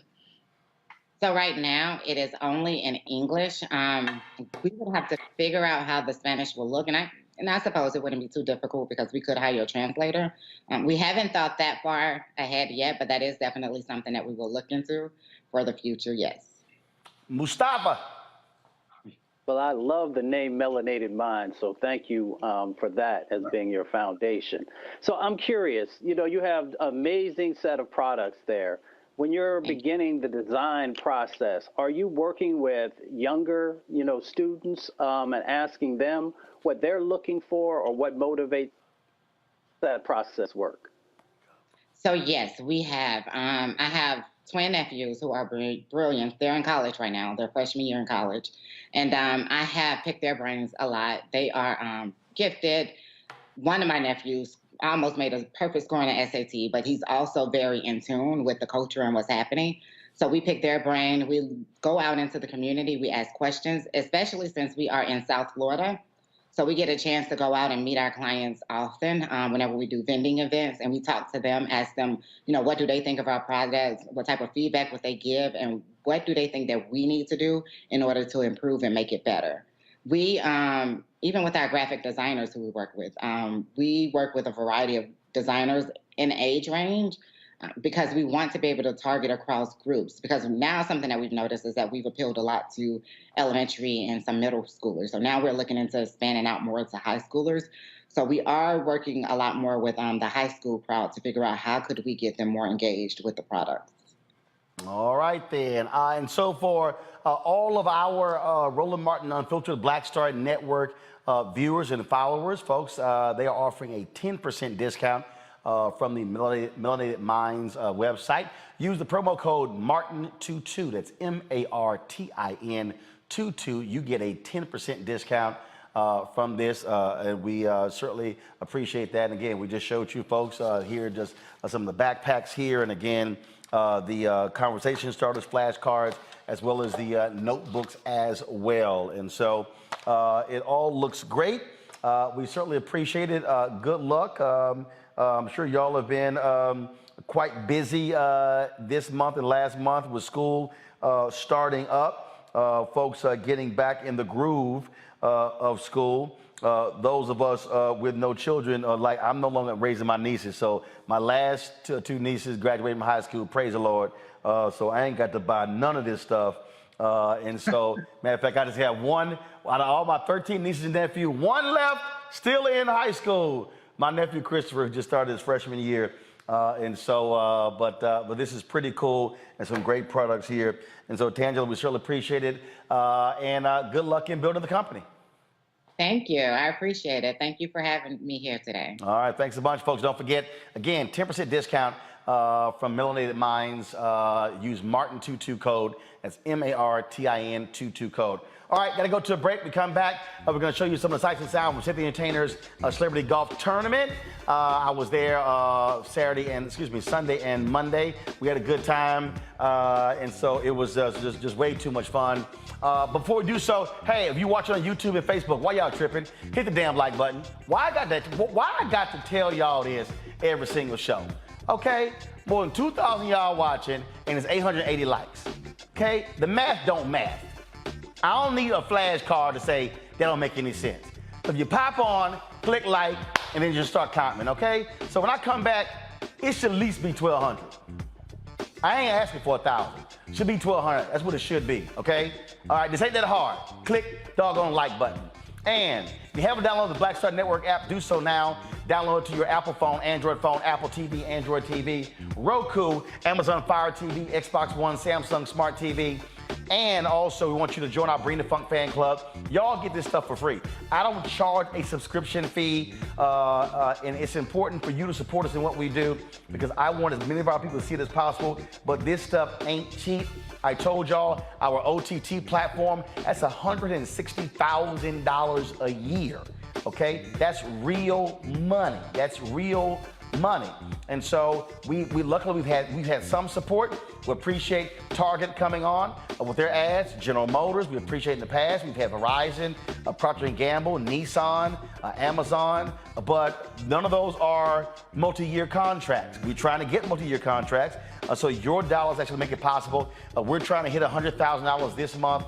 And we actually need $100,000 each month till the end of the year because we're actually behind where we were last year. And so you can send a check or money order to P.O. Box 57196, Washington, D.C. 20037-0196.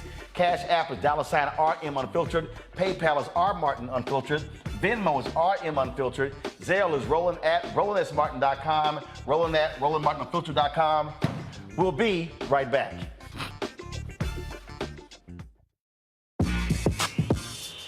When we invest in ourselves, our glow, our vision, our vibe, we all shine. Together, we are black beyond measure. Hatred on the streets, a horrific scene, a white nationalist rally that descended into deadly violence. White people are losing their damn minds. As an angry pro-Trump mob storms the U.S. Capitol, we've seen We're about to see the rise of what I call white minority resistance. We have seen white folks in this country who simply cannot tolerate black folks voting. I think what we're seeing is the inevitable result of violent denial. This is part of American history. Every time that people of color have made progress, whether real or symbolic, there has been what Carol Anderson at Emory University calls white rage as a backlash. This is the rise of the Proud Boys and the Boogaloo Boys. America, there's going to be more of this. Here's all the Proud Boys, guys. This country is getting increasingly racist in its behaviors and its attitudes because of the fear of white people. The fear that they're taking our jobs, they're taking our resources, they're taking our women. This is white fear.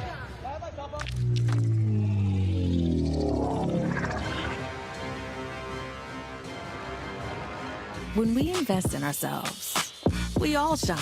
Together, we are Black beyond measure. You are watching Roland Martin, and I'm on his show today. And it's, what, huh? We should have some cue cards. Hey, what's up, y'all? It's your boy, Jacob Lattimore, and you're now watching Roland Martin right now.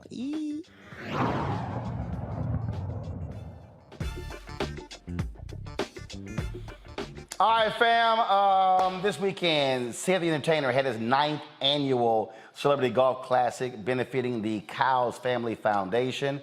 We play Spanish Hills Country Club every Sunday. Day before the tournament, there's his VIP pairing party where there's entertainment. We get to mix and mingle. They got food, drink, cigar, all that good stuff. A lot of great folks who are always there. Dr. J, Marcus Allen, Alex English, D.O. Hughley, Anthony Anderson, Joe Torre, Willie Galt, so many, Willie Buchanan, David Justice, a lot of cats in the sports world, a lot of cats in the entertainment field, and so we're always glad to be there. Normally we broadcast from there. I decided to take a rest. I said, no, I'm just going to play this year, so let me thank Erica for filling in, hosting the show on yesterday. But I did want to show y'all a little something. I'm always shooting video, and so here is a little bit of this weekend. Check this out.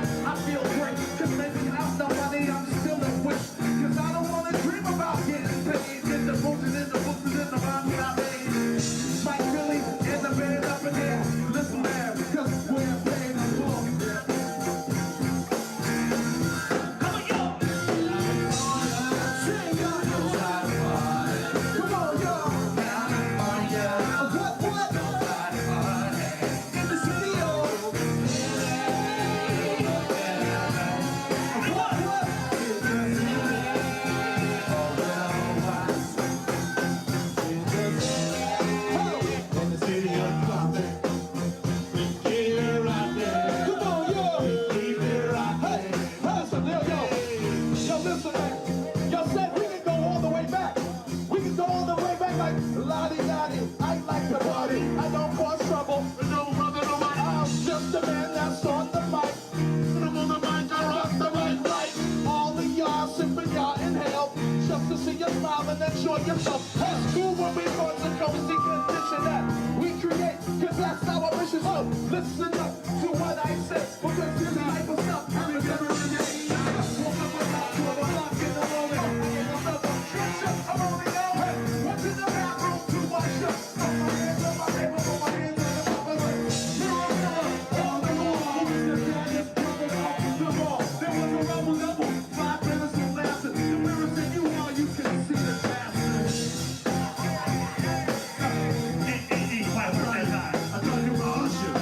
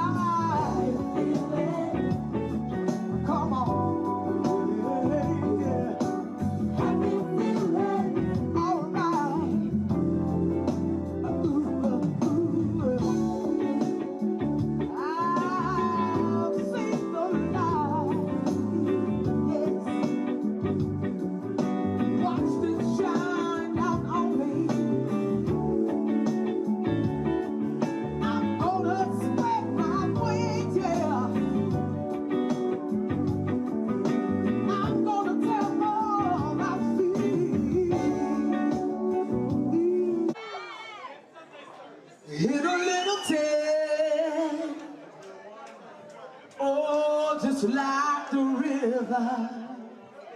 I've been running ever since. It's been a long time coming, but I know a change gon' come. Oh, yes. And yes, it will.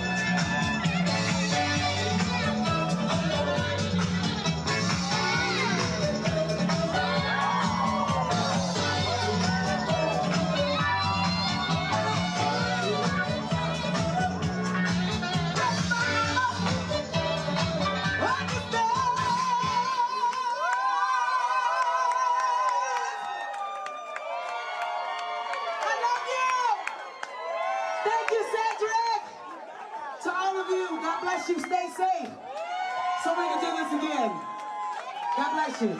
All right, Sid, so you got, look at this here. So, you got, I guess, you know, you said Joey Lopez can't be the only one. Yeah, he got it all Mexican down, you know what I'm saying? Like, you got the chucharitas and the morellatas. But no, they just made this for me, man. These guys made this. Wow, look at this here. We got, we got the screen here. Look at this here. And the Barry White going. Oh, yeah. Okay. All right, then. And not only that, he got the nerve to have some low You see the wheel? You see the wheel? I see the wheel. He got the nerve to have low profile wheels. I see the wheels. Yeah, that's the thing about it right there, man. You know, truly representing for St. Louis, huh? Yeah, I'm put on, man. Skirt, skirt. Hit him with the skirt. Happy birthday, today the birthday. Happy birthday to you. What rendition song is that? Yeah, that's the one from Chuck E. Cheese. All right. That's a Dave and Buster's. All right, smile. Yeah. Marini, I see you. Got it. Happy birthday to you. There you go. Happy birthday to you. Happy birthday. Happy birthday to you. Happy birthday to you. Y'all, that was good times there. Anthony Anderson was his birthday yesterday, so, you know, we feel sorry for that Omega. You know, say it's a Kappa, Anthony's Omega, but they all know Alpha's reign supreme. That's how it is. Mustafa, Teresa, as well as DeMario, it's always a pleasure. Glad to have y'all on the show. Thank you so very much. We had a good time there, folks. We had a great time there raising money for the Boys and Girls Club there in California. And so that was just, it was awesome. Now, Saturday, so before that, y'all, so Saturday, I stopped by comedian J.B. Smooth's house. He had a pool party, and so we had a good time there. That was quite interesting because Olden Polynice, former NBA player, so we go by J.B. Smooth's house, and then J.B. has a putting green in his crib, and so Olden made the biggest mistake of actually challenging. See, DeMario, lucky he left. So Olden Polynice, y'all, is a Sigma. He's a Sigma. And Olden sort of made a mistake of trying to challenge me on a putting contest. I beat Olden the first time. Then he said, well, let's do it again. And I said, so you just want a second ass whooping. And so this is what the end result of that second ass whooping to Olden Polynice. Check it out. Where you go, O? You need a drink? Need a drink, O? Need a drink, O? Yeah, Doc, he needs some happy ice. Because right now he is not happy after missing that putt. Oh, he had a putt to win it? No, hell no. Hell no, he was already down. He already down. He walked off. He just walked off. Y'all see what alphas do? We just, big Cap Sigma just walk away. He just said it's hot. We snatch their heart. I'm hot. Oh, he hot. You can't handle the heat. Oh, he hot. He goes into the sun. He can't handle that heat. It's hot, boss. No, it's ice cold. It's alpha ice cold. The state of Mississippi. It's alpha ice cold. Don't give a damn about your meteorological assessment. It's alpha ice cold. It's alpha ice cold. He got me. Twice. He got his own putter. Got him twice. Yeah. You got him twice. Don't you always see rolling out to wherever he's traveling? He got the golf stick in his hand, man. Wherever he at, I be seeing him. I golf too. But this man be doing it, man. Come on. Okay, I'm gonna get his number. We gonna play next time I come back. I'm better than him. I'm way better than him. We gonna play next time I come back. Hey, you see this here? I had to put my putter in because it's too hot. It's too hot. I gotta cool my putt off. I gotta cool my putt off. I'm still in that one. I gotta cool my putt off. I'm getting everything I deserve right now. And I ain't mad. I'm getting everything I deserve. I love it. If I don't step up and win, I agree. I should be ready. Just remember this right here. Oh, right here. See that? Just remember that. Nuh-uh. Well, just remember that. Oh, it goes like this. No, it's 06. No, it don't. That Longhorn ain't See, he thought that was Longhorn. See, he didn't know that was y'all little Sigma side. Your little Sigma side. Oh, he said the little Sigma He can't handle that 06. All right, y'all. So last one. So JB. Now, mind you, this JB's house, y'all. So we sitting here, and JB wanted some of the action. Did not go well for him. Comedian Finesse Mitchell is doing the camera work while I did that other work. Let's just say I beat JB's ass 11-1 in a putting contest. Every 2 days. Follow you, boy. Oh! That boy was way off on that one, wasn't he? One heat. Hey. Come on now, what you got?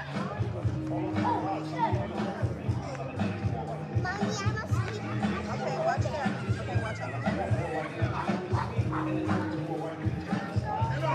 That wasn't near the hole. That wasn't near the hole. All right, it's 1-0 through 2 holes. We tied up right now. He ain't beating the hell out of nobody. Okay, we're not tied. We tied. You didn't win a hole. You only won one hole. Right, it's 1-0 through 2 holes. Okay, let's go. We got a long way to go. Boy, can't count. This game is longer than you think it is. Boy, don't got. We only up by one. This game not long. As old as He only up by one. He only up by one hole. Let's play ball. Play ball, man. Let's play. Game just started. What's the red?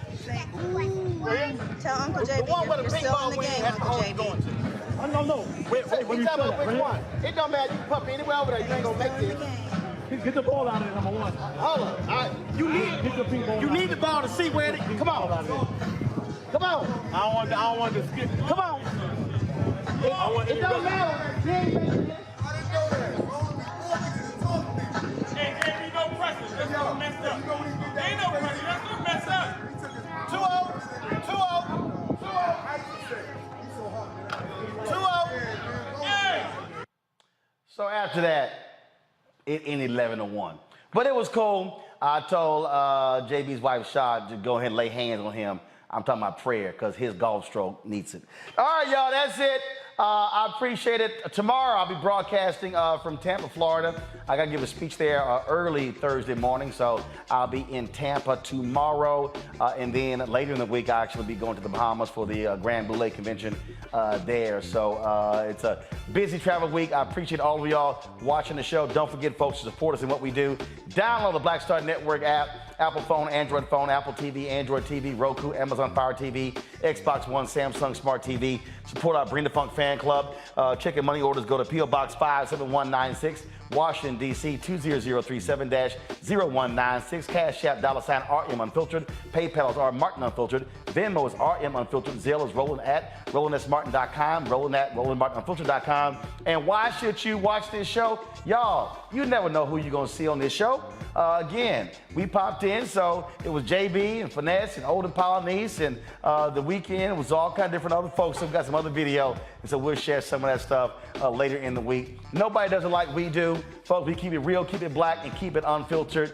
And I appreciate all of y'all for supporting us. And yes, I do, when I go to LA, I do wear my Houston Astros stuff, because I love pissing off all them Dodgers fans who still mad we beat them in the World Series. I told them, get over it. We're going to beat that ass again this year. I'm going to see y'all tomorrow. Holla!